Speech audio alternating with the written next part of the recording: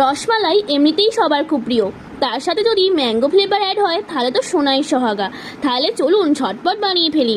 সবার প্রথমে দুধ গরম করে পরিমাণ মতো ভিনিগার দিয়ে ছানা কাটিয়ে নিচ্ছি। এইবার একটি পাতলা কাপড়ের মধ্যে ছানাটা ভরে জলটা পুরোপুরি ছেঁকে ঝুলিয়ে রাখছি 1 ঘন্টার মতো। এইবার একটি পাকা আমকে খোলা ছাড়িয়ে টুকরো টুকরো করে কেটে মিক্সিং বলে দিলাম। তারপর তার সাথে পরিমাণ মতো দুধ দিয়ে একটা ম্যাঙ্গো মিল্ক বানিয়ে নিলাম। 1 ঘন্টা পর ছানাটা খুব ভালো করে মাখিয়ে মাখিয়ে মসৃণ করে নিতে হবে। তারপর রসগোল্লার মতো গোল গোল করে বল করে নিতে হবে। এইবার একটি পাত্রে জল নিয়ে পরিমাণ মতো চিনি দিয়ে ফুটিয়ে চিনি সিরাপ বানিয়ে নিচ্ছি। তারপর তাতে ওই ছানার গোল গোল বলগুলো দিয়ে 10 মিনিট ফুটিয়ে নেব। 10 মিনিট পর দেখবেন এই তো পুরো রসগোল্লা। এরপর ওই ম্যাঙ্গো মিল্কটায় একটি কড়াইতে দিলাম, তারপর তাতে দিলাম পরিমাণ মতো চিনি আর আমুল দুধ।